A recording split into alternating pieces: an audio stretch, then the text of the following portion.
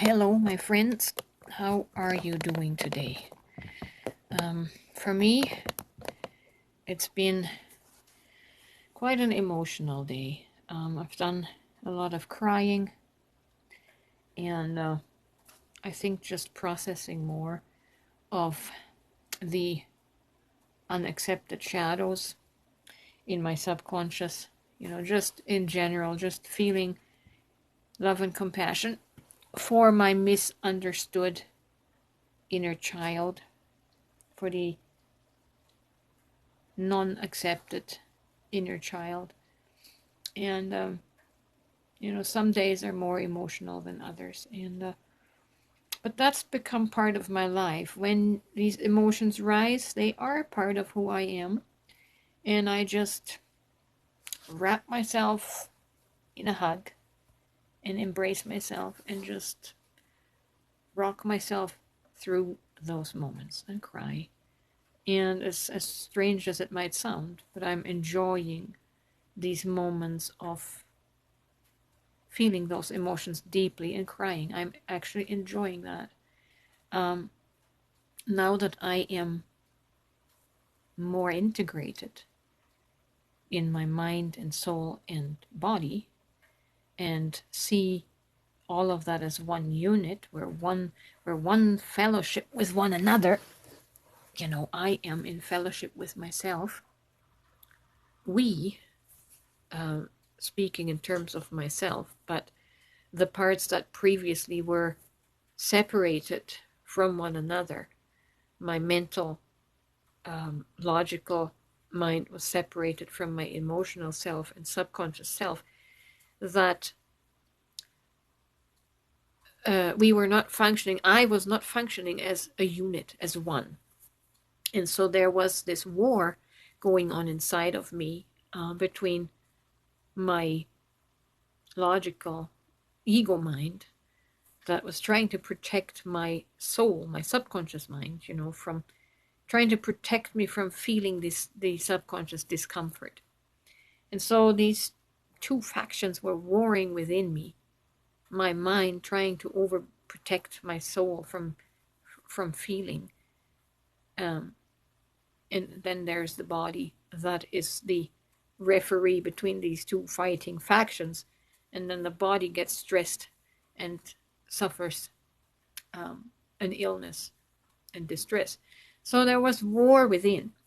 But now, being integrated and seeing it and experiencing it all as one, when we have sad moments, when I say we, I'm speaking of these three aspects of me as one. When I have sad moments, I give my soul full airtime to feel those emotions, to feel those fears, to feel those anxieties, and I will have that internal conversation and check in and feel into, what particular thing is bringing on this anxiety, what is behind that, and having this moment of self-talk with myself and just breathing, just being accepting of myself in all of these emotions. That in itself is very helpful, very calming, calms the nervous system, right?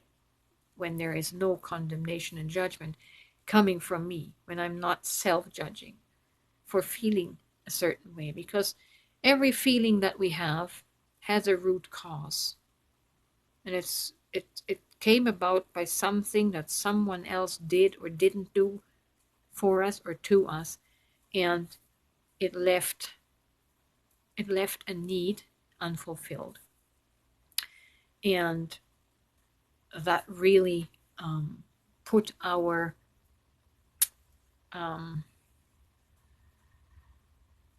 what do you call it? That really put our ego and our amygdala on high alert, right? To any situations that seem similar, feel similar, smell similar. When we have triggers, it'll trigger the high alert nervous system into a reactionary response to previous neglect, those memories of previous neglect or abuse. So we just have to have, as the adult now, as the conscious adult, we have to have this conversation with ourselves in a compassionate, accepting way. There's no one here that will judge you for how you feel. And that way you can create a safe space for you to look at these factors, to look at these causes that keep your body, your nervous system in a high state of stress and high alert. When you talk yourself through it, understandingly and acceptingly and rationally, you can bring down that high alert trigger and over time just really dissolve that, where you don't have your finger on the trigger every time something reminds you of a past experience of abuse or neglect. You can self-regulate that to the point where it's not going to flare up and become your everyday reality.